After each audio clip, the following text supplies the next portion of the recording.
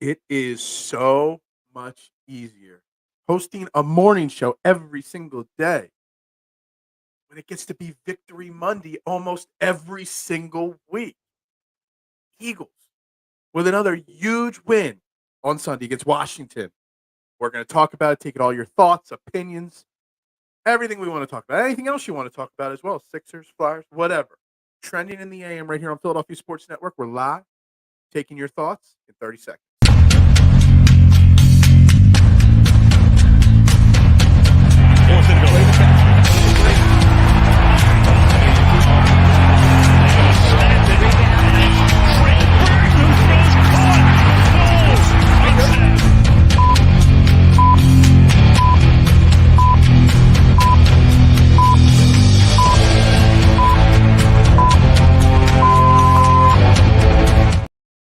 And a very good morning, everybody, and welcome to Trending in the AM right here on Philadelphia Sports Network.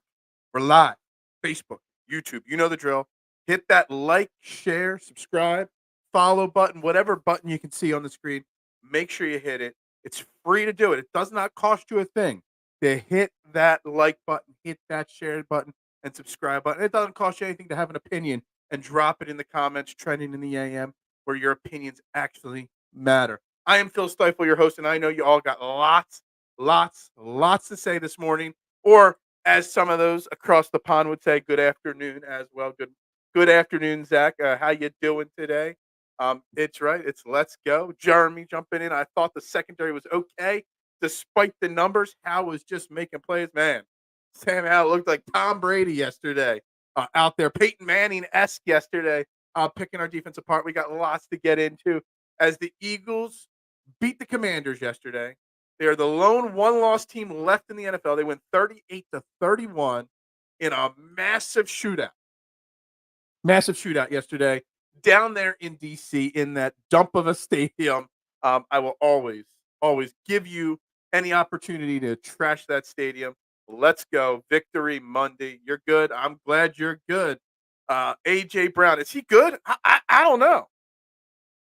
Did you guys see we're going to get off topic right in the first 2 minutes of the show. There was a Washington Commanders content creator that posted a video of him calling NASA to see if why NASA let that alien down on Earth, or the Decepticon known as AJ Brown onto Earth, because there's no way he's an actual human being. Another amazing touchdown catch, well, multiple touchdown catches, another 125 plus yards in a game, record breaking 6th straight game. AJ Brown, is he good?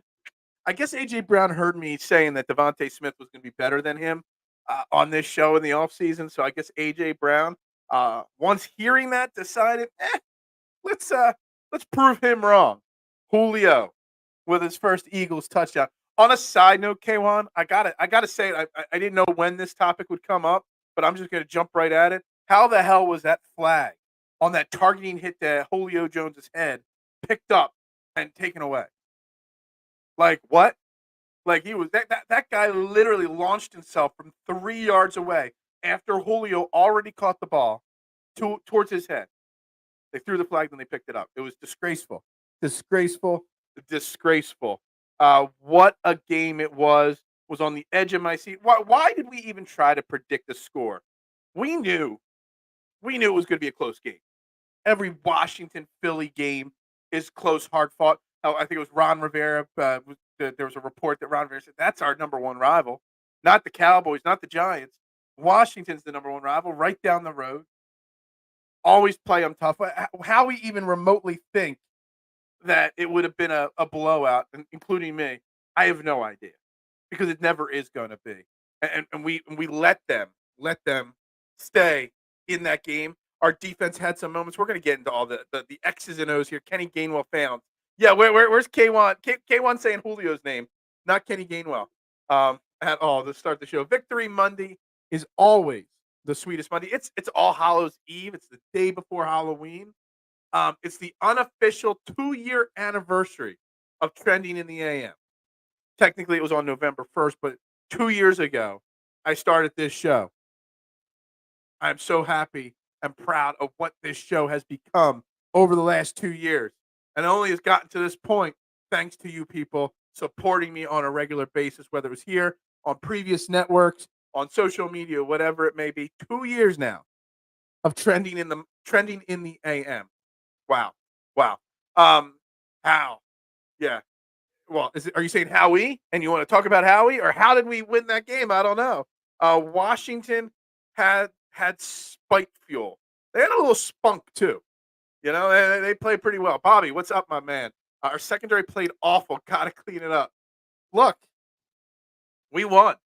Yes, but there is no doubt that there's no way that you should let Sam Howell throw for nearly 400 yards of offense against us. They didn't even try to run the ball much, Washington. You knew it was a pass every play. And they started the game off with all those quick passes, controlling the clock, moving it right down the field. And damn. And you just couldn't stop them. Slay and Bradbury had at times looked atrocious. They looked 10 times older than they already are. Blankenship, I know he had a big pick, but he got beat a bunch of times. Byard played every single snap, but you could tell he wasn't 100% comfortable with his teammates yet. I mean, it was an all-around awful secondary performance last night or yesterday, and, lots of work to do to get cleaned up because it is Dallas week. And I normally wait to mention the opponents for the next game, but it's Dallas week. How can you not? Hassan Reddick, huge sack at the most ideal moment of the game. You got the most sacked quarterback in the NFL in Sam Howell, and it takes till the last 2 minutes of the game for you to get at him for the first time. That's not because of no pressure. We got pressure, but again, as always, we lead the league in almost sacks. It's a division game. It was going to be tough. They have a defense. Yeah, I mean, look, it was gonna. We knew it was going to be a close game. We knew it. We knew it. Trying to cover AJ with a 170-pound corner was, funny. Yes, I mean, just trying to cover AJ Brown, period, with any one person. Oh, the other touchdown was two, and it was a perfect throw, that second touchdown, purposely throwing it short because of the double coverage, so AJ came back and then fell backwards into the end zone. That won't get the credit it'll deserve because everyone will talk about the one-handed grab, which let me tell you something. When I saw that in real time, K1, that first one-handed grab touchdown, I'm like, there ain't no way. There's no way he held onto that ball and got both feet in bounds. No way. And then you watch it in replay in slow motion, it wasn't even close. Like, he was inbound with room to spare and time to spare. Like, A.J. Brown is a special specimen of a human being. And I'm just going to say it right now, right here, trending in the AM. A.J. Brown is better than T.O. during his time in Philadelphia. T.O. had about a year and a half. A.J. Brown's about halfway into his second year. A.J. Brown has eclipsed T.O. in the hierarchy of Eagles wide receivers. And there's no doubt in my mind. See, I switched it up there. K1. No doubt in my mind, A.J. Brown is the GOAT right now. And if he plays the next 2, 3, 4 years here in Philly, there's no doubt that he will be the number one Eagles receiver of all time. Hal can play a little bit. Yeah, Hal can play. Oh, so that's what you're saying. Yeah, Sam Howell, I'm gonna give credit where credit's due, Keith. I've been off on Sam Howell since day one. I've been crushing my guys over at Ref the District. They all wanted Sam Howell as their quarterback this year. Over a lot of the free agents or trade rumors, I said Sam Howell ain't nothing. But now twice now we've gotten to see him up close and personal against our Eagles, and I'm going to say our Eagles. If Mark Schlereth can talk about we and us whenever he mentions Washington, I could say our Eagles on this show. We've watched Sam Howell pick us apart now twice this year. And Sam Howell's got something. I don't think he's 400 yards passing game good, but let me say, he is a much better quarterback than I gave him credit for. And he took some hits yesterday. Popped right back up every time he took those hits. Victory Monday, Dave. It's so much better. It's a great way to get the week started on a positive note. After all the negativity last week with the Phillies, Sixers losing their first game, coming out and getting this win, it's a big deal. Very big deal. And you didn't look, look, Kirk Cousins out for the year, Achilles injury. Yeah, it's on my birthday. It's the show's birthday. This is the 2-year anniversary of Trending in the AM. What life was like before I had to get up every single morning to do the show. And there's been multiple different co-hosts with me on the show. I've settled into doing it solo with you crazy people every single morning. It went from an hour to an hour and 15 minutes. Now we're at 90 minutes a day. I still have no sponsor, but it is what it is, and I'm very happy of the evolution of trending in the AM. 49ers top 5 on Phil's power rankings. No, no, no, no. 40, look, the Eagles are the only one-loss team left in the NFL, and that says something right there. So let's give credit where credit's due. There's going to be a shakeup Wednesday when you see my power rankings this week at the top of the board for sure. I had another opportunity to stick it in there, K1, and I did. 49ers will have to play AFC someday. The 49ers, I don't think are much. The Eagles are greater than the AFC, greater than the exit. The Eagles are the best team in football and still haven't played a perfect game. Just let that sink in. Let that sink in a lot. Was watching the game with my mom in the room last night. She and even said it was impressive how he managed to get that one-handed catch. If his ex-mom is impressed or mom, then I think that's even more. I didn't say it yet. I've used other phrases so far 3 times. Other phrases beyond a shadow. Yeah, I'm mixing it up a little bit for you guys. Doubt it's less than shadow of. I got you. I got you. Hey, good morning, Jason. Happy birthday. Yeah, I appreciate you checking in. A morning off and you're not sleeping. I mean, you get up at 1:30 every day. You get a morning off. I would have thought you would have stayed in bed till at least 8:30, 9 o'clock. Although that would just throw off the routine for tomorrow morning and stuff like that. And great job on the Mike Missinelli interview. Check out Jason Lee's Philadelphia Sports Convo. It's on YouTube, and he's got a website. And his first episode was interview with Mike Missinelli. Jason, find out why Mike Missinelli's got me blocked on social media. Find out. I'm curious to know. But back to this game. Look, the Eagles, Washington. We knew it was going to be close. Always is going to be close. Always. But there was, and I know everybody's going to want to focus in on the negativity with the Eagles secondary. And we got the trade deadline coming up tomorrow, which is so weird that the trade deadline's on Halloween. I know it's happened before, but I don't know. Something about Halloween. I like to stay focused on the trade deadline. I'll be busy. It's one of the busiest days in the pizza shop business. They're going to address the secondary. Howie is going to address the secondary even more probably. But I rather focus on the positivity of last night, of yesterday, of the offense, of Jalen Hurts again with another fumble, but not letting that. There's something special about Jalen Hurts that I've been thinking about, and I've been thinking about it for a while. I mean, obviously, we know he's had a turnover issue this year, massively. He's already eclipsed all the turnovers of last year and some. But yet he doesn't let it affect the outcome of the game. Like, who would have thought if I would have told you we were going to lose the time of possession, we were going to lose the total play count, we were going to lose the turnover battle, and still win by a touchdown, almost 2 touchdowns. We gave up a touchdown late with a minute left in the game. You would have told me I was crazy. The cliche in this sports content or sports debate world, there's always the cliche keys to the game. The cliche keys to the game are time of possession, turnovers, penalties. And we lost 2 of those. And we still found a way to win. When you lose the turnover battle and find a way to win, there's something special going on there. You guys, first you call me out for saying beyond a shadow of a doubt all the time. Now I find other words to say, and you're calling me out for not saying it. I'm going to find other words to say. 49ers are frauds.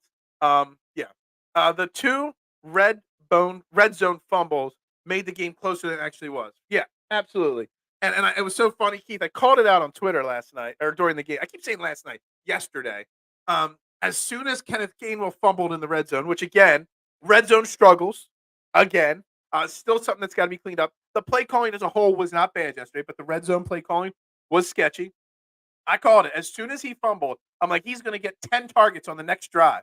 And the next drive, 3 of the first 4 plays were passes to Kenneth Gainwell.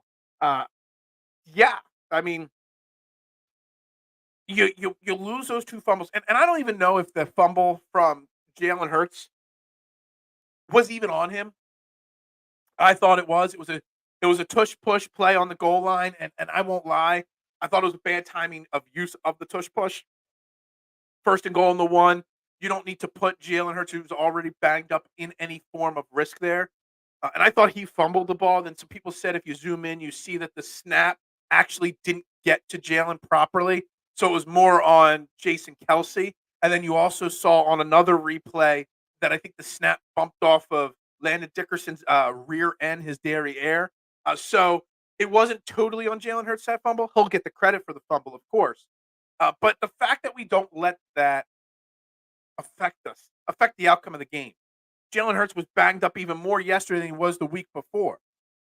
And he did not let any of them. And his banged up knee and the fumbles are not affecting him throwing the football.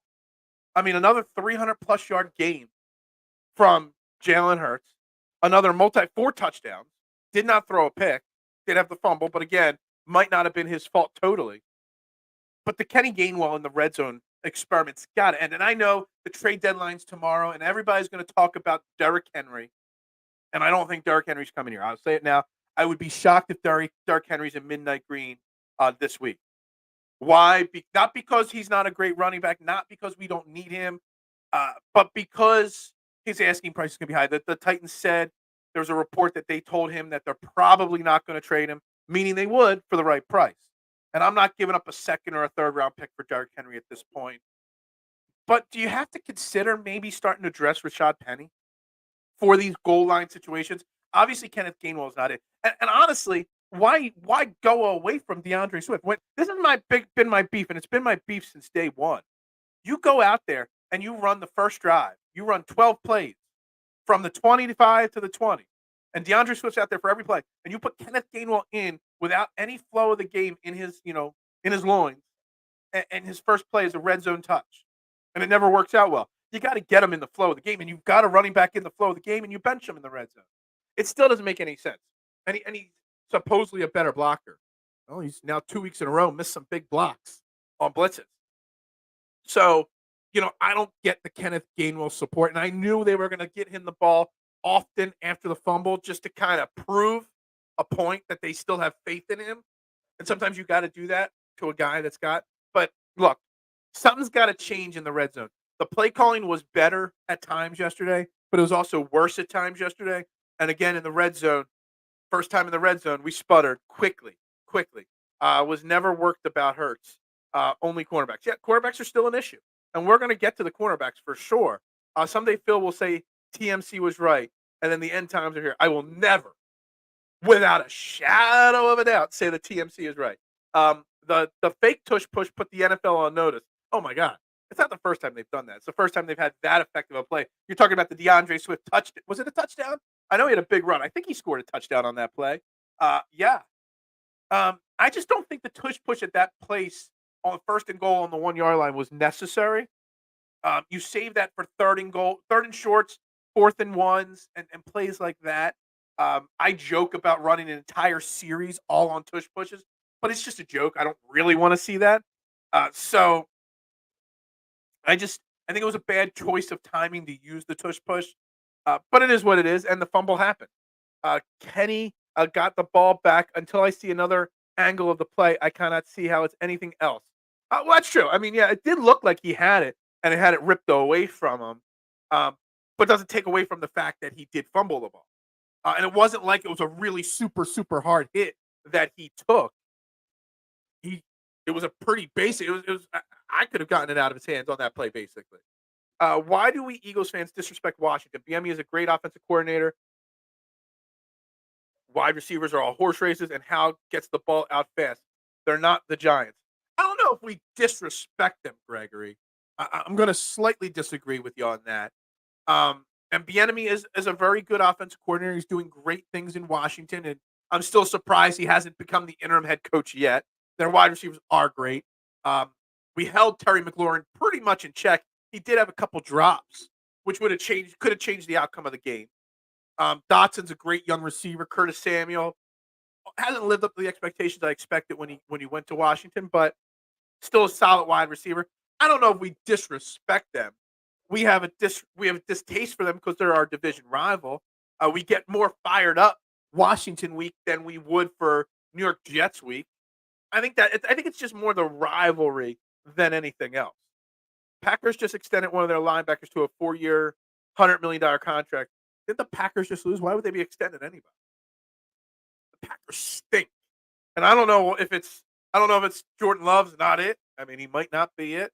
The lack of talent all over that team. I'm not extending anybody in Green Bay at this point. So that makes no sense to me.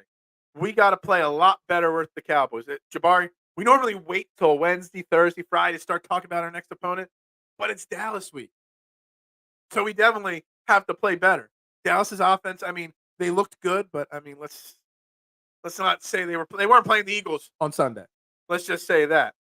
Is Justin Herbert good? I mean, he did put up a lot of yards against the Chicago Bears and that vaunted defense. Typical Justin Herbert, playing great in the games that mean nothing. Our quarterback and safety got to play better. So let's dive into this. Obviously, the secondary needs to be better. No doubt about it, Jabari. And thank you for watching. Make sure you hit that like button, that share button on Facebook there. Definitely got to be better. They've already spent on bringing in Kevin Byard, who was with the team for 4 days and played 100% of the snaps on defense yesterday. Eli Ricks got some time at the slot cornerback position. Bradbury and Slade looked old and slow again. Do we need to bring in another cornerback? And if we do, what do we need to bring in? I think the safety position is locked down now with Kevin Byard, and you'll see him progressively get more comfortable in our system and defense as the season goes on. But Bradbury and Slade, man, you can't bench either of them. You might need to upgrade the slot to take some of the pressure off of them. But you also need somebody, if Slade or Bradbury go down, that can step in. I still think either slot cornerback or another safety is one of, if not the top needs over the next, 36 hours till the deadline, 4:00 tomorrow. Definitely need to be better at those positions, for sure. But there's more to it than just that. It's all politics with Kenny Gainwell. Was a third-round pick. They would say Swift needed a break. It's not just Swift needed a break. It's also that they've pumped him up as the guy going forward so much that the Eagles always have a tendency to try to prove that they were right. Howie Roseman always wants to prove he was right. He hates being wrong. And he keeps shoving it down our throats that Kenny Gainwell's the guy. Kenny Gainwell's the guy. And he might not be. But I knew they were going to give him the ball because they were going to try to prove a point that Kenny Gainwell was the guy. Packers will never be good again. I don't know about never. Never is pretty permanent in life, man, Chatter. They won't be good for a while, might be the correct term. The Jets top 10. I already was thinking about whether I put the Jets in my top 10. I mean, they barely got by the Giants. I mean, it's hard to not beat the Giants. And they struggled. I mean, they're not getting a quarterback at the trade deadline. I don't know. Bradbury is burnt toast. No, that was Isaiah. What was his name? Jenkins. There used to be a cornerback back in the Buddy Ryan era that we called Toast all the time because he would get burned all the time. Isaiah Jenkins, Izell Jenkins. I think that was his name. He was nicknamed Toast back in the early 90s. But Bradbury, there was that one pass. Was it a touchdown pass or a drop pass in the end zone?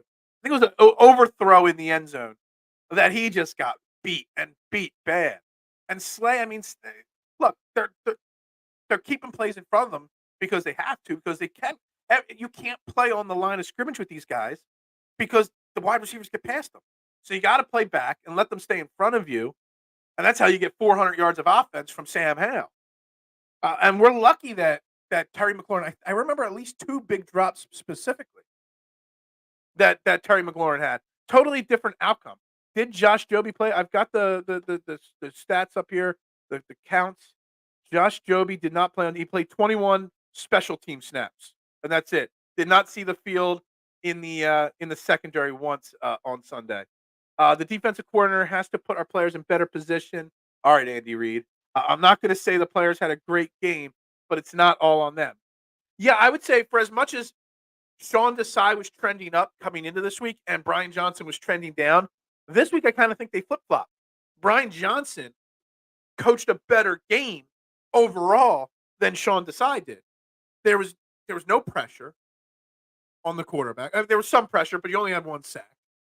Your secondary got eaten alive. Look, and everybody's going to continually crush James Bradbury and Darius Slay. What about Reed Blankenship? Reed Blankenship, I know he had a big interception, and that's gonna be what everybody talks about.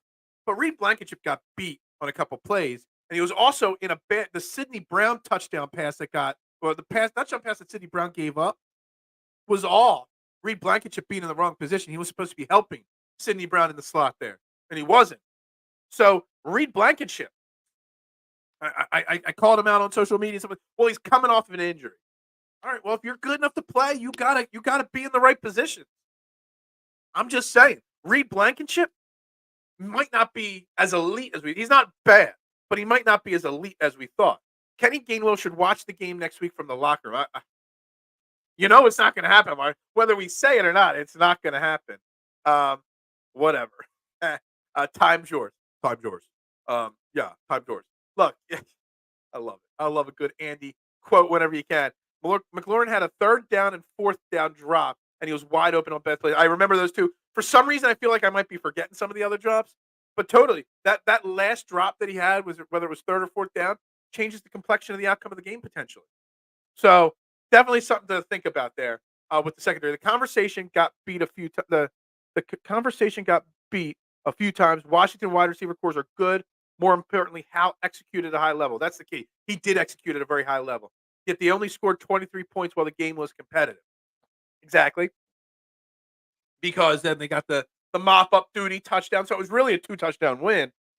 Look, Sam Howell executed. He was given time, and he made the throws when necessary. The corners were bad. Look, the defense is all.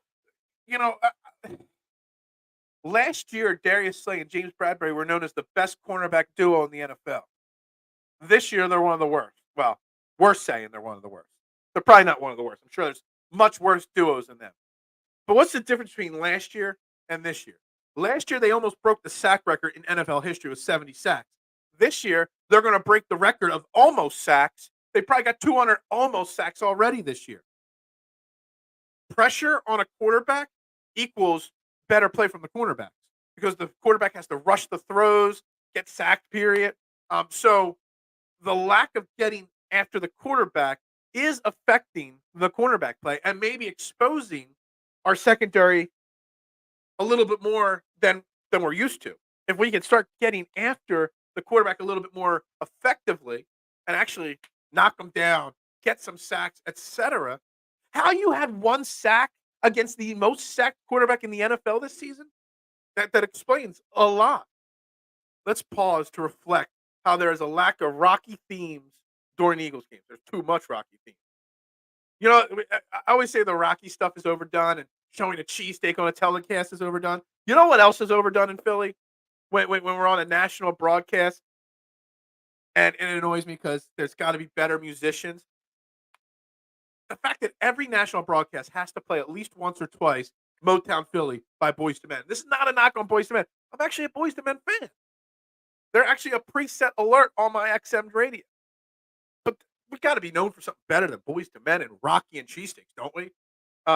Ed Reed Blankenship gave up 2 tutties and had 1 pick. If he doesn't get that pick, we might have lost. Just say, look, in the end, a win's a win, right? We're 7-1. No one else has only 1 loss in the NFL. So there's that. But he did give up 2 touchdowns. So you got to look at the good and bad. Reed Blankenship has to be better, for sure. Don't freak out. This is the same defense that handled, dude. The fact that I think it was, I don't know if it was Shane Half or if it was Brandon D, one of the guys that follow on social media, one of the Eagles reporters out there, put out a tweet. It was right before halftime that we'd already given up more yards overall in the first half of the football game than we did all game long against that Miami vaunted offense. Says something. And there was an opportunity for this to be a trap game for the Eagles. You come off a huge win, primetime win against Miami, then follow it up with Washington. It was an easy, and you got Miami, then Washington, then Dallas. It was easy to look past this game, and maybe that was some of the missteps might have come from that. Maybe, I don't know. There's a possibility of that for sure. Reed Blankenship isn't an all-pro. He's a good player with a nose for the ball. He's probably our weakest man-to-man DB but his strengths outweigh his weaknesses. I think this is a very fair statement from you, Mister. There were Eagles fans though that were putting Reed Blankenship, in the all-pro borderline category, and I think that's where we failed, where we put him too high. We put him way too high on the list. So now we're starting to see there are flaws in his game. Now I'm hoping with Kevin Byard, once he gets settled in, that helps take some of the pressure off Reed Blankenship because Kevin Byard's a ball hawk as well. We'll see. There's a lot of moving parts in the secondary, but they still need to, maybe add another piece. Maybe. We had the number one pass defense this year. We can't cover a parked car last year to this year. Yeah. But again, how much of that is because we're not getting 70 sacks? How much of our number one defense last year was because of the 70 sacks? So I think it all goes hand in hand there, Marshawn. What we got? Trade for PS2. Oh, Patrick Surtain the second. I know it's a popular name on the trade market. They're not going to trade him, Denver, especially after a huge win against. Who's a fraud? Kansas City for losing to the Denver Broncos. They're saying they're not going to trade Patrick Surtain, but they would. And what it's going to take, it would take a Jalen Ramsey-esque package. So you're looking at least 2 first-round picks plus for Patrick Surtain. And I don't know if I'm ready to give up 2 first-round picks just yet, but I'm not Howie. I don't have to figure out the details. On paper, your quarterbacks are mid. Absolutely. I hate that damn Elton John song, Philadelphia Freedom. Yeah, I can't sing like Elton John. Not anymore. But yeah, that does get overplayed as well. Action shots of Philly cheesesteaks is overdone. Action shots of cheesesteaks. A couple national broadcasts ago, they showed like roast pork sandwiches. And I was like, oh, that's nice, a nice mix up. Motown back again. It's just so overdone. It really is. Like I think every World Series game Motown was played in. I think probably during the Sixers nationally televised game on Thursday against Milwaukee, it was probably played. It's played all the time, and I love Boyz II Men. But no, I need something else. Philadelphia, everybody saying Philadelphia Freedom. And yeah, got to mix it up a little bit. Got to mix it up a little bit. That song sucks. Look, first off, there's no such thing as a bad Elton John song. Just going to say that. And if you got a problem with Elton John, K1, then this is going to turn into a Kenny Gainwell bashing session just to piss you off. Because Elton John is one of the greatest, and I've seen him in concert multiple times. And he's a fantastic entertainer, amazing piano player. Remember, I'm a piano player here. I got the piano keys on my arm, okay? Love Elton John. Do not criticize. This is a criticizing Elton John free zone here for sure. I like my cheesesteaks a little overdone, slightly burnt. That's weird. I don't know. I don't know if I want burnt cheesesteak meat. I know I'm not seeing Elton John slant exactly. You're seeing it, and I'm seeing it. I'm not sure. Maybe I haven't had enough coffee yet this morning. Maybe that's the problem here. Maybe I didn't have enough coffee yet, and I'm seeing things right now. Winners find ways to win. We could have easily lost that game yesterday, down 14-3. Marshawn, fantastic point. The fact that we were able to come from that big of a deficit and not – this team is never out of any game because they never let their emotions get too high or too low. No matter the turnovers, they never let themselves feel down. You look across the NFL. I saw a video from Baltimore's game yesterday. Baltimore won by 9. And Odell Beckham Jr. is on the sideline throwing a hissy fit because he didn't have a catch in the game. But you won by 9. That's the difference between other teams and this team. The leadership from the coaches and Jalen Hurts is so elite that we're never out of a game. No one's ever going to cry about touches. No one's ever going to throw a hissy fit. It's team above individual here in Philadelphia. Kevin Byard, yes, gave up plays too. I'm not taking anything away from it. I'm just going to give him the benefit of the doubt. The fact that he played 100% of the defensive snaps, having just gotten here on Wednesday. So he was in Philadelphia for like 4 days, and he played 100% of the snaps. So I'm just going to give him a little benefit of the doubt. Now, if he gives up big plays against Dallas next week, then we have something to talk about. Blankenship as a young player needs to grow. He's going to have games like yesterday, but it's definitely – see, and again, I think this is a fair statement from you, Mo Peanut. The thing is, people were already anointing Blankenship Hall of Fame worthy at the start of the year, at the early on in the year. That's not what he is. People got to realize he's still a young player. He's still going to grow. We only have 3 million in cap space. It does give you a little questionable what you could do, but I have faith in Howie will always get the job done cap space wise if he wants a player. 2 first picks is a lot. It is a lot. Patrick Surtain is also a super elite cornerback who's very young, but that is a tough pill to swallow. Without a doubt, that's a tough pill to swallow. I'd give it up in a heartbeat for him. He'd be our corner of the future. He'd be our corner of the now and the future. But it is still a lot to give up for a player. Getting stronger. My favorite songs to sing on karaoke night is Motown Philly and End of the Road. I love it. That's great. I don't know if I would ever sing Boys to Men at I wouldn't sing period at karaoke anymore, mister. I've done that far too many times.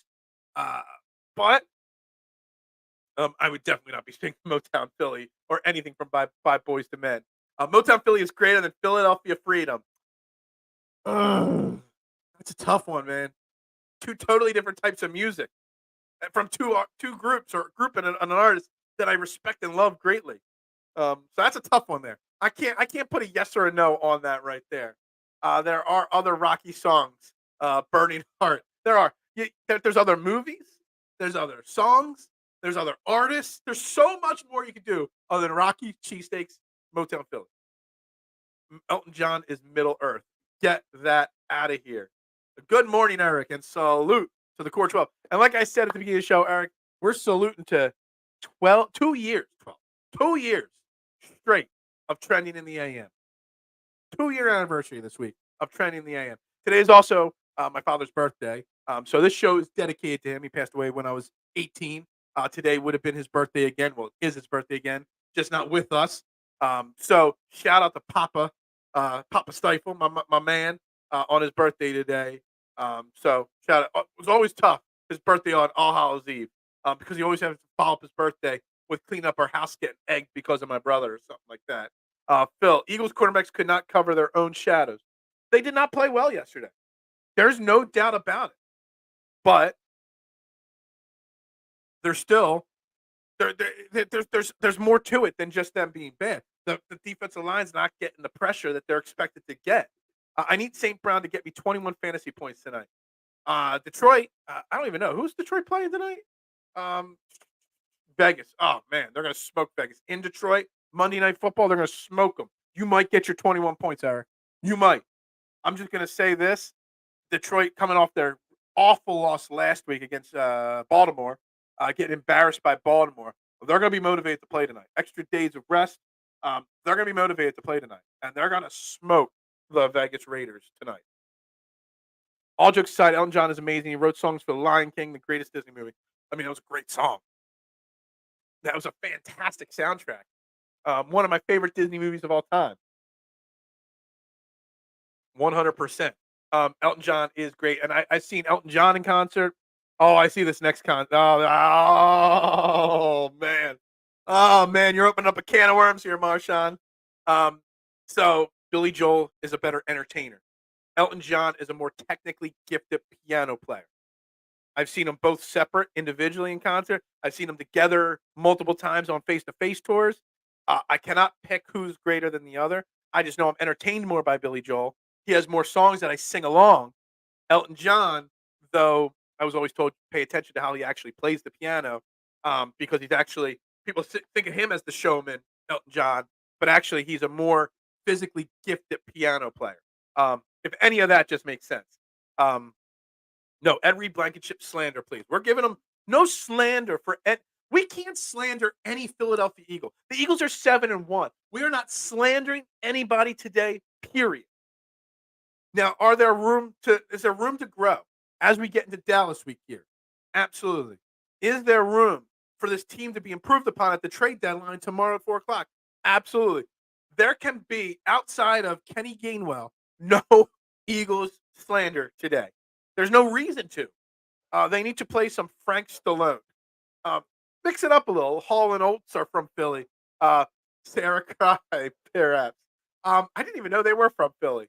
I have never watched an episode of Friends. Oh man, Matthew Perry passing away this weekend. Man, that was shocking news. I thought it was fake news, honestly, when I first saw it. And then I saw it wasn't, and I saw so many media outlets picking it up. I wasn't a huge Friends fan, but I know Friends was a big part of a lot of American people's lives for however many decade it was on the air. And it's sad. I can't believe he was only what 54, 55 years old. Thought he was so much older than that. But he was only 10 years older than me. Wow. That was shocking news there this weekend. Our young players are in great position to learn from Byard, Slay, Roby, Bradbury from here on out. I need to decide to keep a more consistent and more aggressive. Yeah, like I said, he did not have his best game, Sean Desai calling defense. You would have thought with the way they picked us apart in the first half, Sean Desai is known as a guy to make adjustments. Now, either he made adjustments and they didn't work out, or he didn't make any adjustments at halftime because they continued to move the ball at will from us. We were just able to keep him out of the end zone. Key pick here, key stop there. That's all it came down to.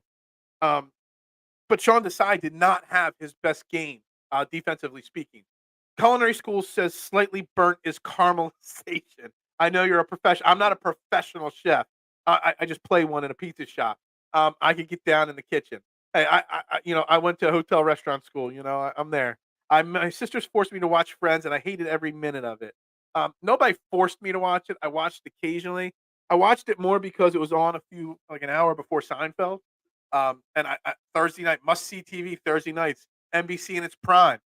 Friends and Seinfeld with another show randomly mixed in every other year in between. It's a shame though. It's really really sad. What was that movie that he was in? He played a dentist opposite of Bruce Willis. There were two of them, and Bruce Willis was a mob guy undercover or in hiding next to him. The longest yard, the ninth yard, 9 yards, or something like that. And they were hilarious, hilarious movies. Absolutely love those movies. Shout out to the great pop. Yeah, that's right. My dad, passed away. Like I said, a long time ago. But yeah, today would have been his birthday. Show's dedicated. Not the show's not dedicated to the 2 year anniversary of Trending the AM. It's dedicated to him first. K1, you're a victim. K1's a victim today, for sure. Curse of having older sisters, Marshawn. Yeah, I only have one. There's one girl, four boys in my family. So yeah, sing us a song, the Piano Man. I actually heard an interview with Billy Joel that he hates the Piano Man song. That not the song itself because he can't change it now, but he hated the melody that he wrote for the song, and he wishes he would have gone back and he had another melody planned for it, but then he went with what it did and it blew up, so he could never change it. So it was really interesting to hear that interview. Um, Elton John, Billy Joel concert together was one of the best concerts I've ever seen. Chase, it was so great the first time I saw it. The next time they came to Philly, I had to go again, and then I had to go again. The amount of money I've spent on Billy Joel, Elton John, and combo tickets, I could probably buy a house for cash at this point because I've seen too many of them. Well, there's no such thing as too many of them, but yeah, I've seen it far far too often. Bruce Springsteen beats them all with one song, "Born in the USA." Um, Bruce Springsteen was always somebody I wanted to see in concert. I never got to see him, and I never will because I'll never spend that kind of money. But yeah, I mean, it's totally different type of music, totally different style of entertainer as well. How I Met Your Mother is greater than Friends. I've never seen a single episode of How I Met Your Mother. Won't lie there. Elton John is from England. The British are just better than Americans. Tough pill to swallow. What? What? We beat them in 1776, and we've been beating them in everything ever since, Mister. Sorry, sorry. Sean Desai's defense has always been a second half team this year, and they only gave up what was it, two touchdowns in the second half because one was like a garbage time. Yeah, they gave up the 14 points in the fourth quarter. But for the most part, they did hold them in check in the third quarter and the beginning of the fourth quarter. They still gave up a lot of yards. They just held them out of the end zone. Key turnover here, key turnover there, things like that. Um, Made the difference there. They have hotlines for that. No one should be forced to watch Friends. Yeah, they used to have hotlines for a lot of things back in the day. There's the wrestling hotline. Make sure you get permission from your parents before dialing 1-900. Um, yeah, no hotlines now. You got shows like this to get over it now. Only the good die young is one of my favorites. I don't even have like a top five Billy Joel song list honestly at this point. There's so many great ones. Phil definitely started the fire. I see what you did there. I see what you did there. Um, I am still in therapy for it. Well, that's pretty sad. That's pretty sad. Tell me how you really feel. We, the Core 12, are here for you. No, no, no. No one's here for the only thing the Core 12 is here for is to make Kenny Gainwell jokes towards K1. That's it. That's the only reason why we're here for him. Outside of that, then just crush him. All right. So, all right, back to this Eagles game. Back to football as a whole. I'm recording a podcast for the Philadelphia Sports Network after this show. It's another channel, another show. I've been on his show, Jeff Warren, for a few times in the past, and he's going to ask me what surprised me the most about the NFL. I know he gave me a pre-list of questions he's going to interview me on, and I'm like, what surprises you the most? So far through 8 weeks of the NFL, and it's just that so many other teams are frauds. The 49ers are frauds. You know, Denver Broncos are frauds. Minnesota's frauds. Dallas losing to the Cardinals earlier in the year, frauds. There's so much fraud going on in the NFL, and there's so much parity because no team can separate themselves from the pack outside of the Philadelphia Eagles. I'm convinced Tom Brady switches bodies with Sam Howell every time we play him. I mean, even Sam Howell, the runner. There were a couple rushing plays where we had him under wraps and he escaped and got first downs running. It's like Tom Brady and Michael Vick combined. No, I don't know. Now the other thing is not live. He always records it. It's on all podcast platforms. The Philadelphia Sports Table podcast, the longest running Philadelphia Sports Table or Philadelphia Sports podcast there is. Supposedly, I've never fact checked it, but they've been going for close to 10 years now. Someday, Phil will learn you can't start a fire without a spark. How I Met Your Mother. Yeah, I've never seen a single episode of it. Kenny Gainwell has dirty pictures of somebody. I don't know what he's got. He's got something. Should not be there. Yeah, TMC's are like on fire with some of the song quotes, but whatever. Before the season, I figured we'd be 7-2 at the bye, so we're basically ahead of schedule. Yeah, I mean, look, I forget what I had him exactly. I know I think I had a 13-4 record. Obviously, we got the tough stretch coming up after the bye. You know, is this team going to be capable of keeping this run going against Dallas? Dallas offense is very explosive. Obviously, CeeDee Lamb, huge part of it. Eagles defense is prone to give up big plays, but they're prone for big turnovers.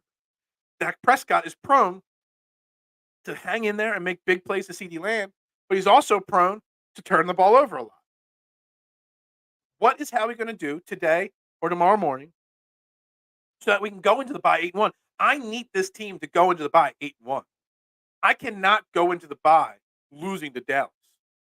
That's just not a good feeling. That would not be a good feeling whatsoever. That would be a lot of negativity surrounding Philadelphia if we went into the bye losing to Dallas. Howie's going to have to make adjustments to his team. But honestly, realistically speaking, even if we make some major moves here in the next 36 hours, are they going to be major factors in a game against Dallas? Probably not, which means James Bradbury, with Darius Slay, well, they're going to have to dig deep against CeeDee Lamb. The defensive line is going to have to find a way to get pressure. We got to talk about the defensive line. Do we need defensive line help at the deadline here? Let's think about it. Jalen Carter already missed a game earlier this year, came out of the game. He seemed to not have a limp after the game, but supposedly he's going an MRI on his back. Back problems for a guy his size, not good. Are you concerned? Jordan Davis barely suited up. Only played like 20% of the snaps because you can tell he wasn't 100%. He was hurt for a big stretch last year, too. Do we need defensive line help? You got a lot of minutes, a lot of snaps from Milton Williams, and Milton Williams played very well yesterday. Guy I was very high on. Fletcher Cox still playing at a very high level, but playing far too many snaps. Do we need defensive line help?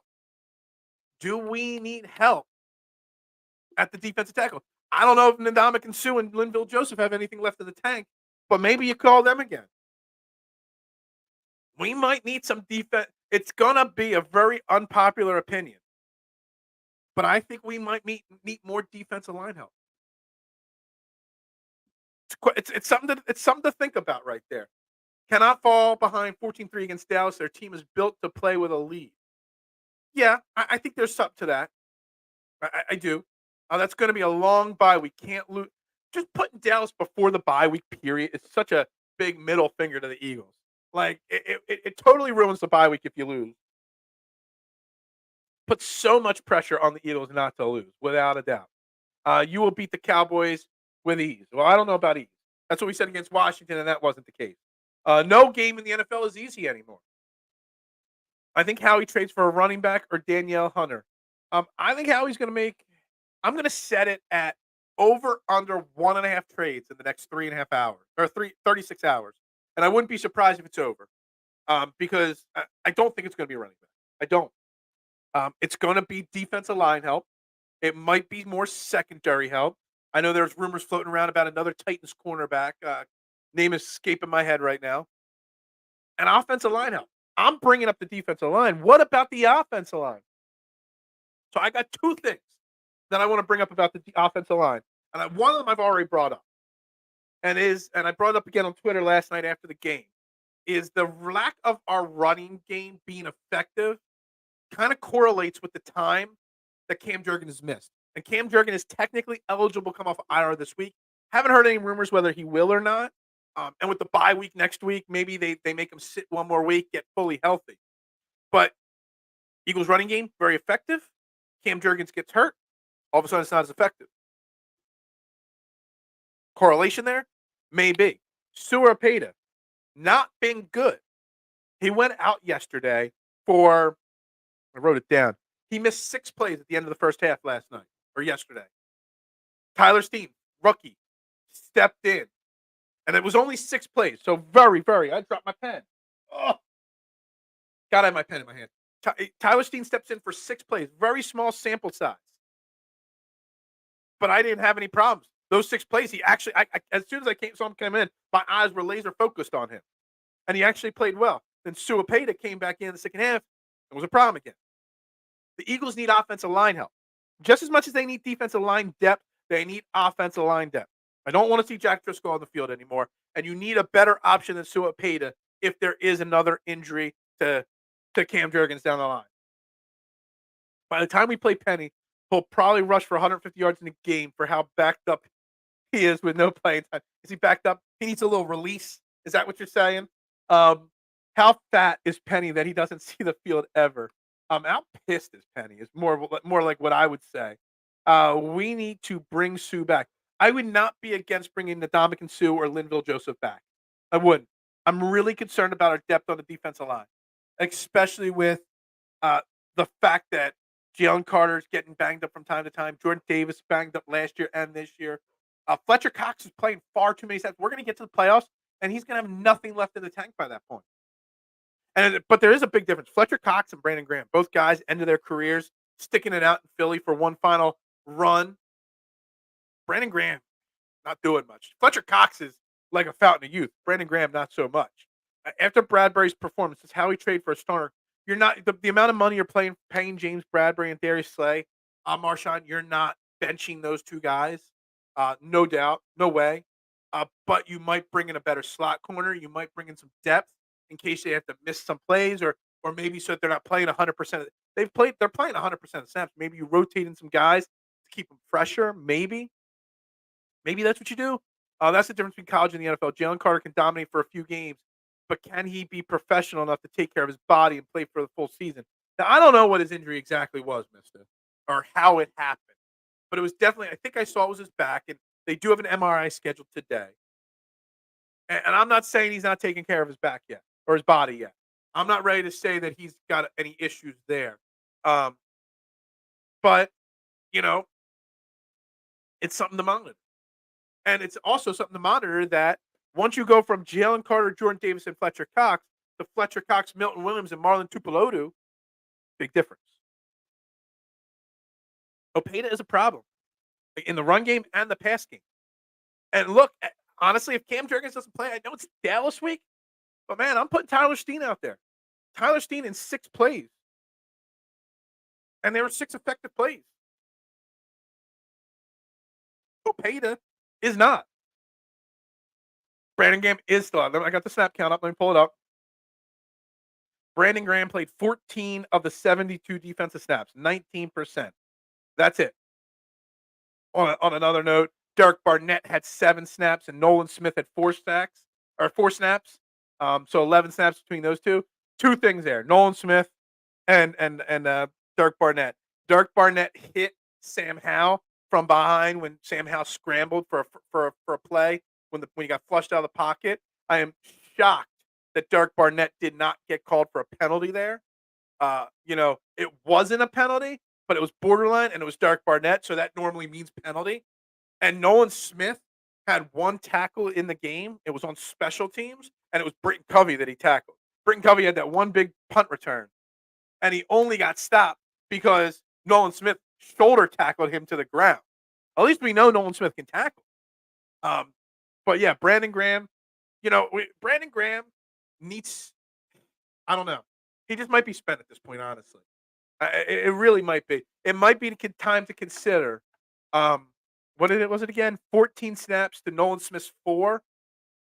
It might be time to put Nolan Smith out there a little bit more, and and Brandon Graham a little bit less because I don't know. I'm not seeing it from Brandon Graham anymore. I'm just not. Linville Joseph looked good last year too. He was older. I don't know what kind of shape he's in. You know, whatever happens at the trade deadline happens at the trade deadline. But then you've got the bye week.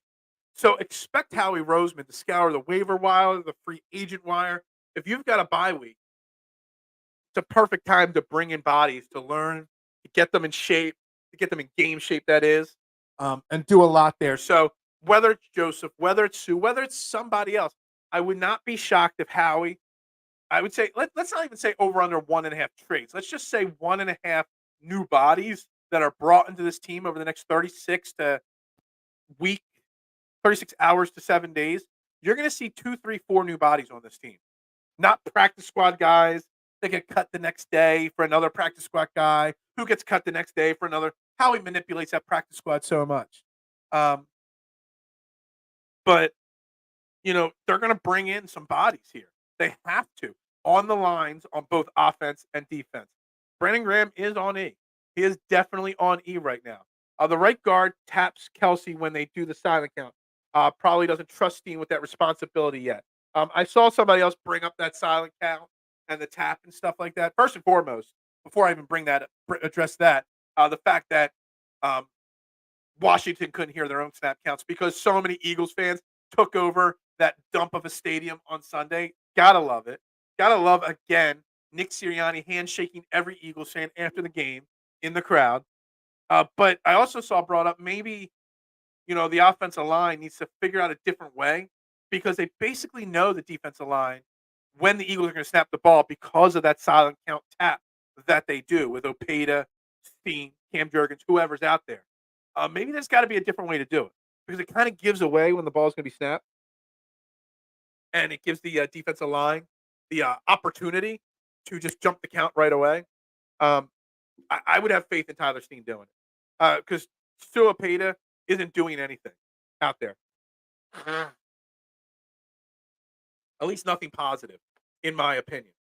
So that's just my opinion. Sidney Brown flashed at times, at least, if I may interject some positivity here. Yes, Sidney Brown is going to be looked at negatively for yesterday because of the touchdown pass that he gave up. But he had a huge hit, and that's what you expect. Flying up, making the big tackle, the big lowering the boom hit.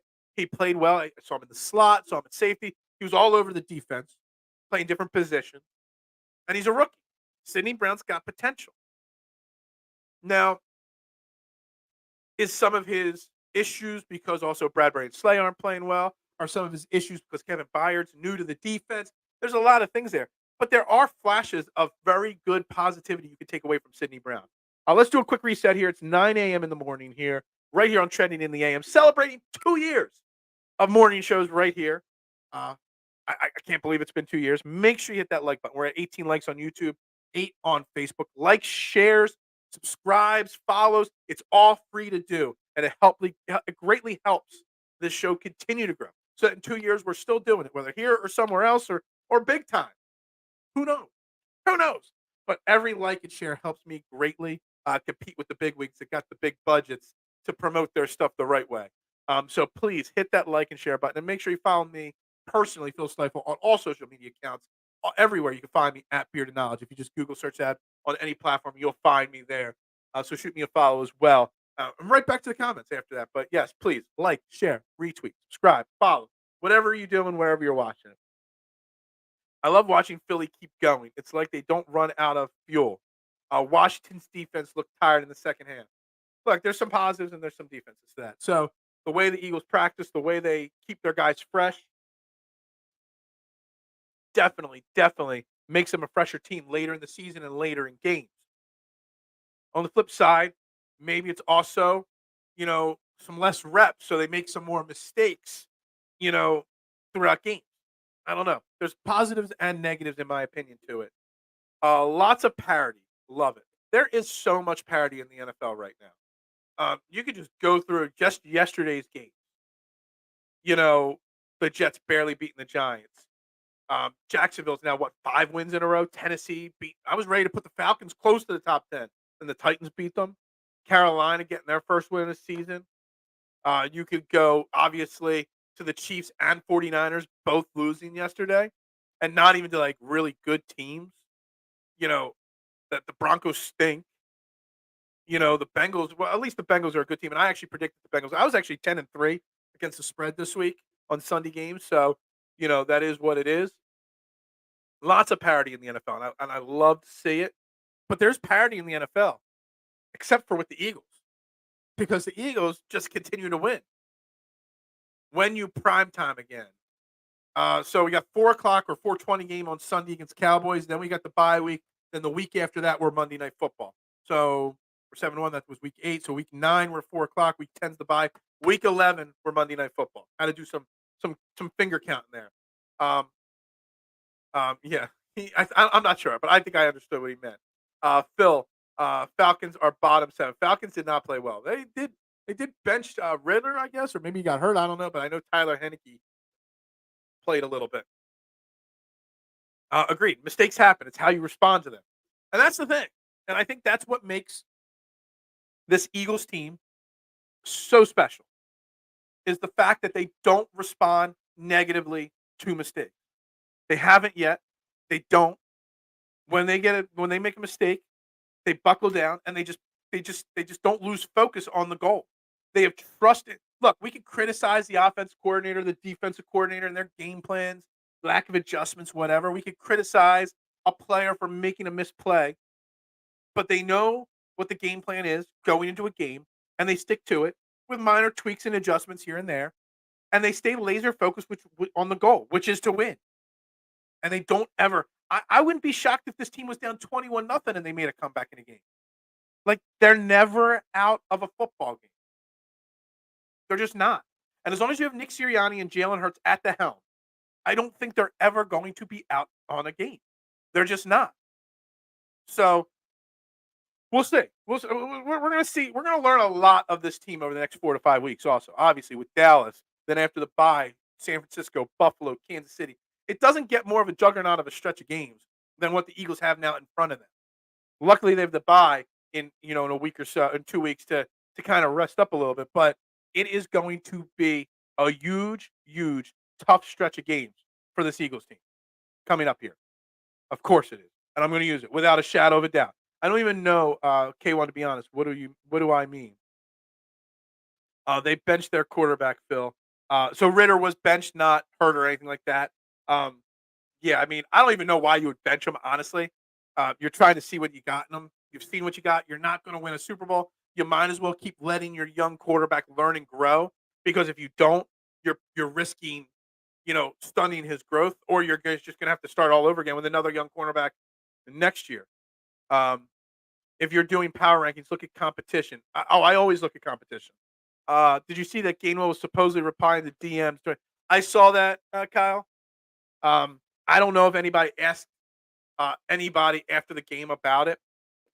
I do not know if this is fake. So if you guys did not see this, so somebody shared a screen record of DMing Kenny Gainwell mid-game, and Kenny Gainwell responding at halftime in the locker room to the DM. Now, I don't know if it's real or not. I don't know if Kenny Gainwell's, account is in control. Maybe he's got a girlfriend or a family member, an agent in control of his phone, and maybe that was part of it. I don't know.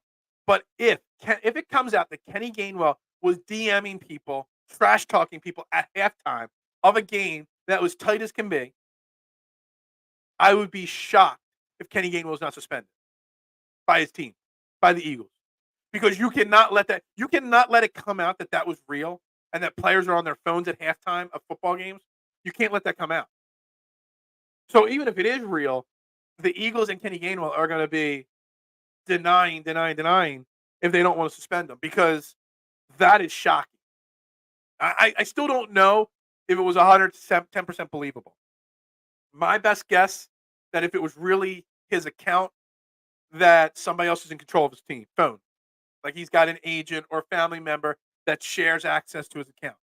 Has an admin access to it or something like that. That would be my best guess.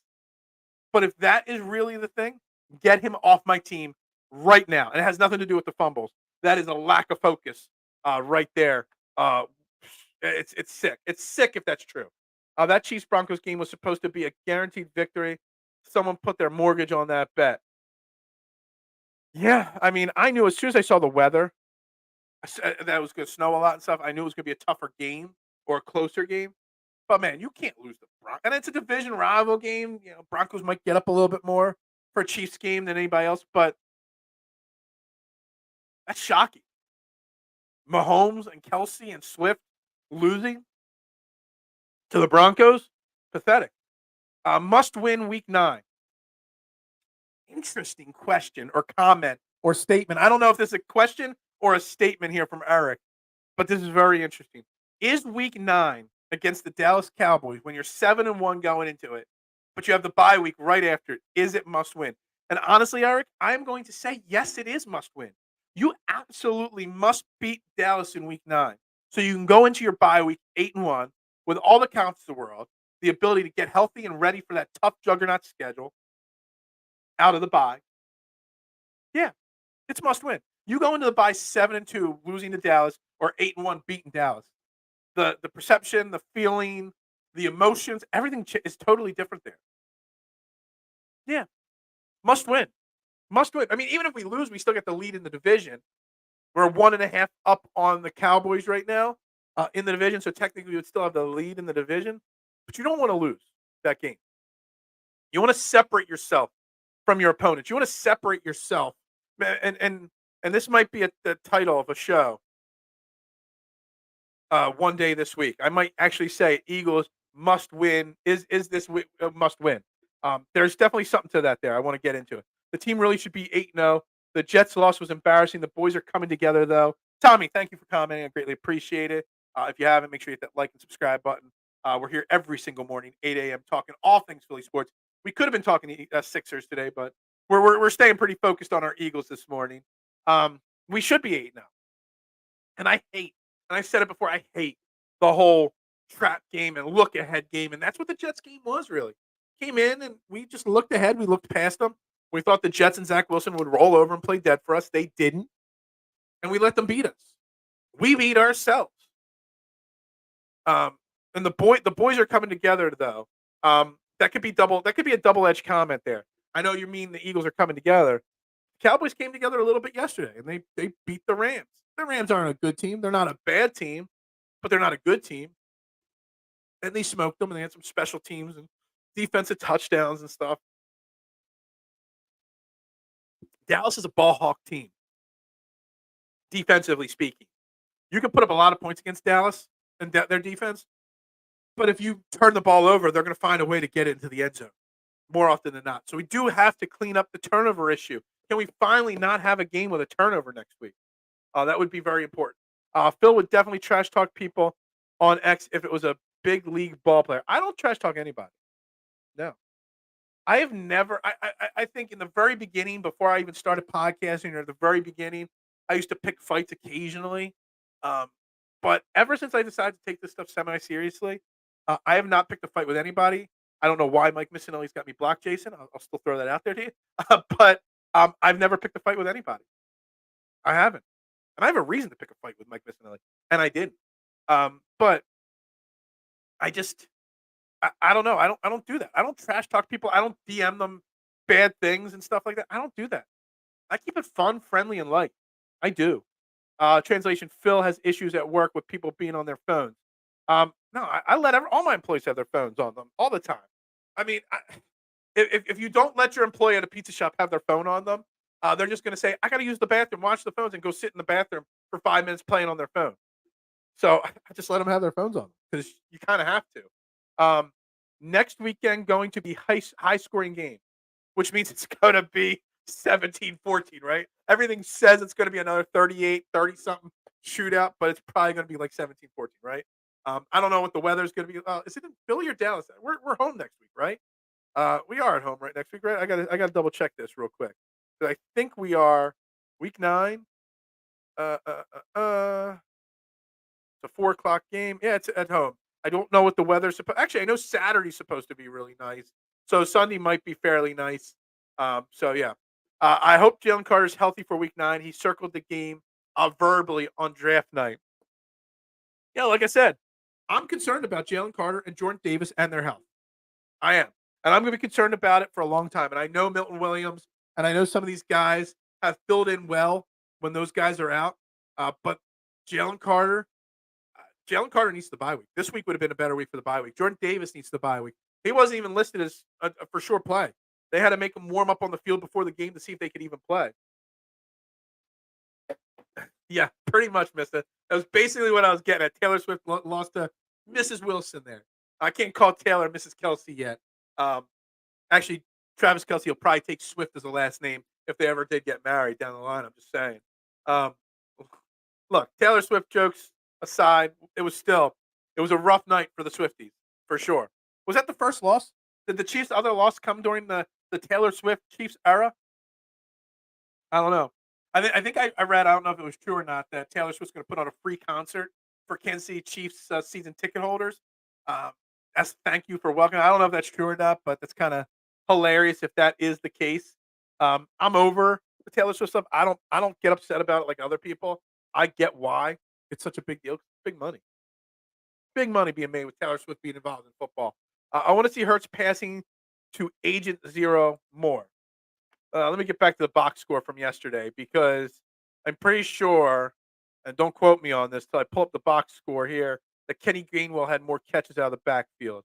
Kenny Gainwell had 5 catches for 30 yards. DeAndre Swift 2 for 7 yards. The love of Kenny Gainwell, man, it's apparent. It's massively apparent. Um, can we get back to Julio Jones touchdown? We touched on it at the beginning of the show. How is that not a flag? Him getting hit in the head when a guy launches himself 3 yards through the air at his head. In college, that guy would have been kicked out, disqualified. They should allow replay of targeting in the NFL. Refs should be able to pull out a tablet and look at it and see if it was targeting, so they can kick players out of the game for that. He is so lucky he didn't get hurt. That was a satire article about. It was a satire article. Okay, I don't know. I didn't even read the article or see the article. I just saw a tweet about it, or a post or whatever the hell it's called anymore. So I just saw that and threw it out there. But I wouldn't be shocked if she did it. It is what it is. The week I trade Smith and Kittle, they put almost 50. Fantasy football wise, man, um, in the last 2 or 3 weeks. So I started the season out 3-0. I'm 3-4 right now. I'm going to win. I'm 99% likely to win. They have Devontae Adams going tonight, but I've got a 50-point lead this week, so I'm going to break my losing streak. But I'm breaking my losing streak. In the last 2 weeks, I have traded away Dak Prescott, CeeDee Lamb, Bijan Robinson, somebody else too. I don't even know. Mark Andrews. And then after trading all those guys away, now I'm going to win. And in return, I did pick up Tua Tagovailoa, who will be a keeper for me next year. I picked up an extra first-round pick next year, an extra third-round pick next year, an extra fourth-round pick next year, an extra 11th-round pick next year. So I got a lot of extra draft picks next year. And I got keepers. I picked up Rashad White as well in these trades. So I picked up Joe Mixon, Rashad White, Tua, a first, third, fifth, and 11th. And I gave up Dak, CeeDee Lamb, Mark Andrews, and Bijan Robinson. So somehow trading away my best players for other players and future assets turns out that I'm now going to win again. the Philadelphia Sports Network Fantasy Football League, it's insane. I forget the exact number. It's a 14-person, very deep fantasy football league, and 14 teams. That's a lot. But but I think 11 of the 14 teams are either 4-3 or 3-4 coming in this week. It's like neck and neck right down the line. Did you hear they played "Shake It Off" at the stadium in Denver after the Broncos won? I did not. First and foremost, how is that not a nationally televised game? Chiefs versus Broncos, division rival. Like after the Eagles game, went out to dinner with the wife, so I didn't watch any football. But it was the 49ers game was the only game on locally if you didn't have the NFL Network package, right? I don't even remember. I think it was the 49ers game was the one on TV. I wanted to watch Chiefs Broncos, but I couldn't have watched it if I wanted to. I ain't paying for it. But I did not hear it, and of course that's a big like. I love it. I love it. I love the Taylor Swift. I know a lot of people hate the Taylor Swift stuff. I love it because I'm a businessman at heart, and I know how much business is involved and how much money is being made off of it. Um, if Taylor Swift wanted to come on Training the AM, sure, why not? You want to talk football? I'll talk football. You want to talk music? I will. I don't care. I would love to ask Taylor Swift what her thoughts are on the conversation at hand today, music-wise. Elton John versus Billy Joel, and Motown Philly versus Philadelphia Freedom. I would love Taylor Swift's, opinion on that situation. I would, and that would be the first question. Bro, I could never trade Andrews tight ends. They're such rare commodities, and in a 14-team league, they're even rarer. But I did. I don't know why, but I did. I got a third and a fourth round pick for him. And at the point, I lost 4 games in a row, 4 weeks in a row. And he's not going to be my keeper. I drafted him in the 3rd round of the draft, K1. So that would mean I would have to use one of my first round picks on him next year. I'm not going to use a first round pick on Mark Andrews ever as a keeper. So he's basically going back into the draft pool next year. So I got a 3rd and 4th. I didn't think I was have any chance at making the playoffs. Now I do. I got rid of him. And I have Luke Musgrave, who I started, over Logan Thomas. And Logan Thomas is 17 points sitting on my bench. And in return, I'm still winning. So all the bad decisions I made still worked out. Yeah, it was a division game. Look, everybody gets so,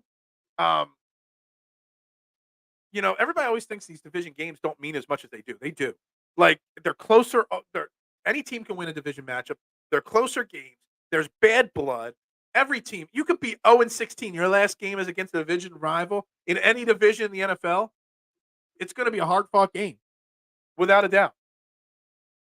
Aaron Jones is killing my team. I got St. Brown, Zach Moss. Zach Moss was sitting on my bench again yesterday as well. Bourne and Packers D for Smitty, Kittle, Sanders, and Sutton.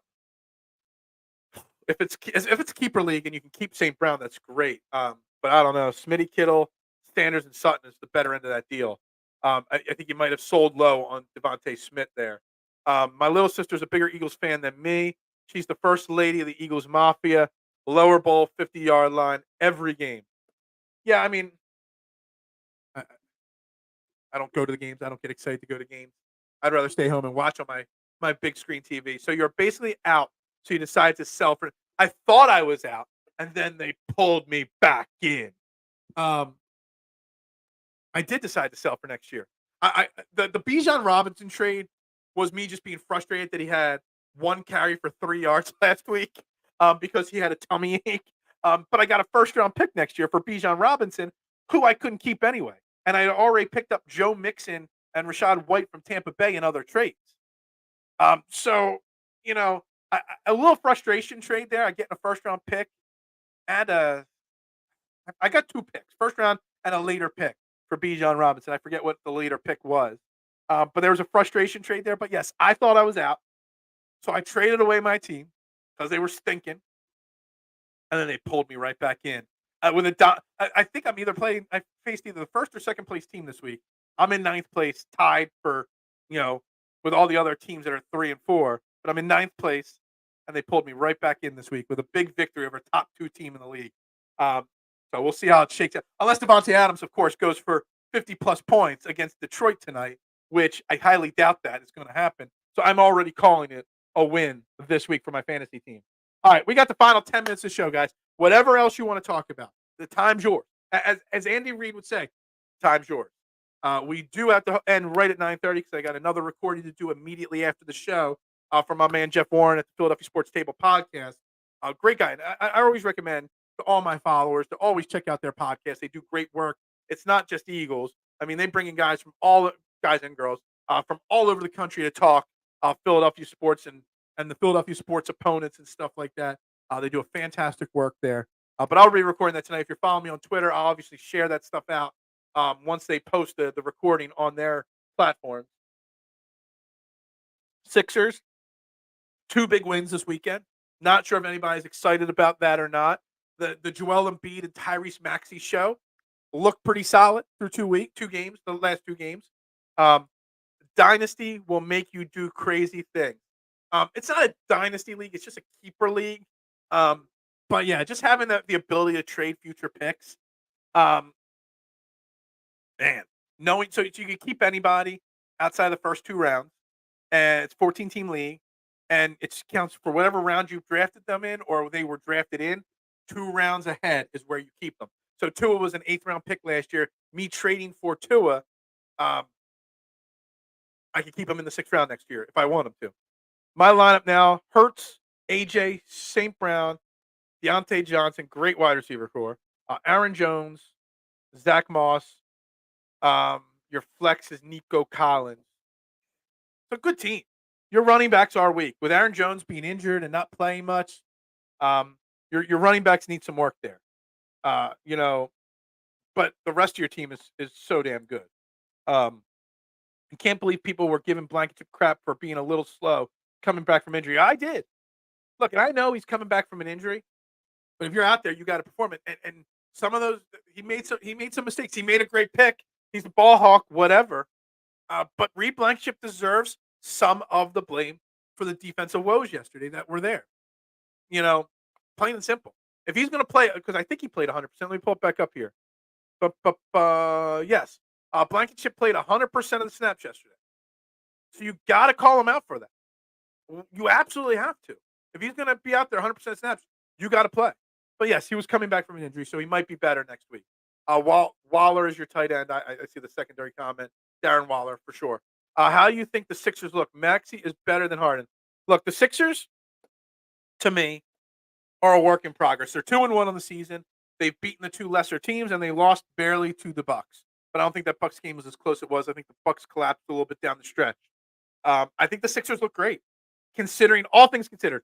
New coach, new system, and the James Harden saga hanging over their head. The Sixers look great. They do need to move on from James Harden sooner rather than later so that they can solidify this team, so they can solidify the rotation, and they can just get rid of the distraction. But honestly, I'm letting him sit the whole year if he's going to be a problem. Picked up Chubb. Hard to get a good back in my league. I mean, he's not going to play. If it's a keeper league or dynasty league, you got him for next year. I mean, I don't even know. I mean, how he'll be next year, but I mean, it's worth the pickup, in my opinion, no doubt about it. But I think the Sixers have looked good overall. I think Tyrese Maxey is showing some improvement. Tobias Harris, more aggressive, more of a focal point on offense.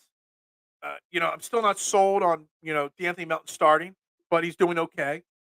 PJ Tucker, without James Harden, is useless. He was useless with James Harden, but he's even more useless without him. I would be looking to move on from him immediately. He provides nothing. You got to find a way to get Jalen Springer some minutes. You absolutely have to, because Jalen Springer, the 5 or 10 minutes he's played through 3 games, he's so active defensively. He's something you need right now. I would love to see what he's got. I'd love him to get some more burn. Danny Green, whatever. Pat Beverly's been solid and active on defense. Kelly Oubre, exactly what you expect.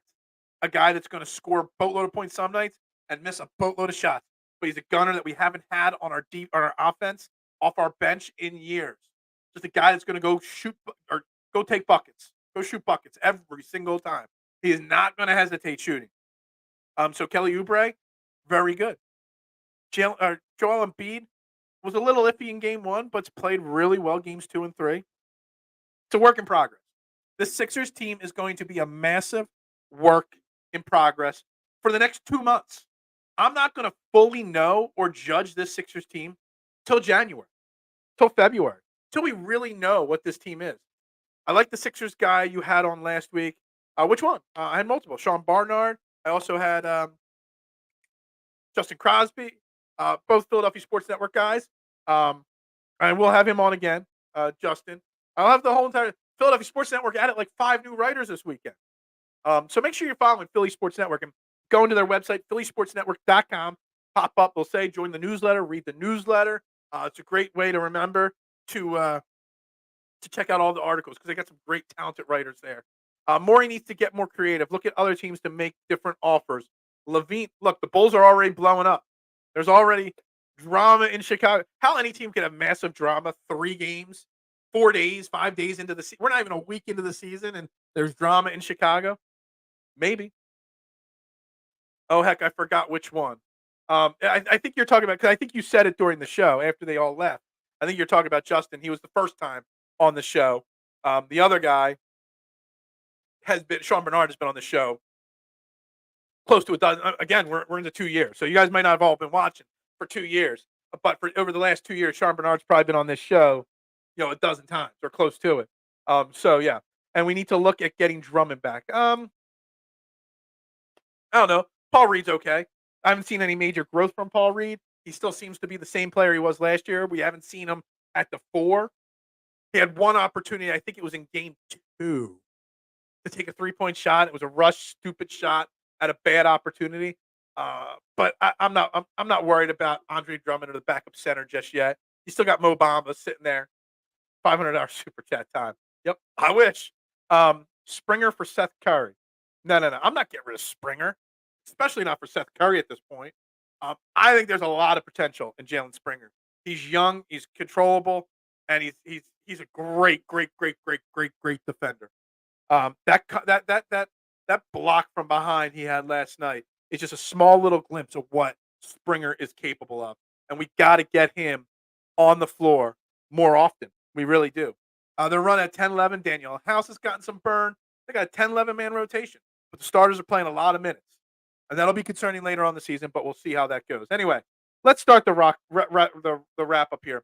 Fine, Korkmaz. Yeah, get rid of Korkmaz. That's fine. I can get behind that one. Let's start the wrap up here, guys. Trending the AM on Philadelphia Sports Network. What are we up to here? 22 likes on YouTube, 8 on Facebook. Not good enough. Gotta be better, guys. Gotta be better. 2 years in, we've got to be better on the likes and the shares, guys. Miss Stiefel loves Corey. She does. She does. She loves them. The Turkish MJ, as I like to call him. I think they emptied out their bench for the final minute last night. I think they did. I think Korkmaz saw the floor. Yeah, he did because he made a 3-point shot too. And I think my wife said something. Oh, look at that. So yeah, let's get this wrapped up here. We'll be back tomorrow. Maybe we'll dive into a little bit more Sixers talk tomorrow. We'll obviously continue talking the Eagles. We'll learn some about the injuries today. We'll get into Dallas week. Maybe a trade happens today. Maybe they don't wait till the deadline. Maybe we'll dive into that trade deadline talk a little bit more tomorrow as well. Lots to talk about. It's going to be a busy week. It's Cowboys week. Basketball's upon us, and it's the NFL trade deadline, and it's Halloween tomorrow. There's so much going on that this is going to be one busy week. But again, like I said, we're starting the 2-year anniversary of this show this week. So, anything can happen. Anything is going to happen, and I appreciate it. I can't believe 2 years. Again, happy birthday to my dad. Wherever you are in the world, in the universe, celebrating. I hope you're enjoying yourself. So everybody have a great Monday. We'll be back tomorrow, 8 a.m. as always. I don't think this is just a special thing. This is now an everyday thing, 90 minutes. So I need your guys' help to make 90 minutes worth it, but I appreciate each and every one of you. All right, yes, 2 years. Can't believe it's been 2 years of doing this. Like I was scared to do this at first. I've had some co-hosts at first, different ones. Jeremy, my man over at Fox the Gambler, was my original co-host in the mornings. Now he's doing big things on the radio. Jason and Mark and all the DSM guys that helped me get the morning show started. Liam for helping me transition over to PSN. It's been a big 2 years. Big 2 years. Who knows where year 3 is going to go? But only up from here, right? That's right. Go Birds. This is the end. Thank you very much, Eric. Much appreciate it. Big part of my life growing up. So I always shout him out whenever I get the opportunity. Cork Maz is in the G League Hall of Fame. I don't even think he's in the G League Hall of Fame. Everybody have a great Monday. We will see you guys tomorrow, 8 a.m. right here on Philadelphia Sports Network. Like, share, subscribe. We'll talk to you tomorrow, guys. Go Birds!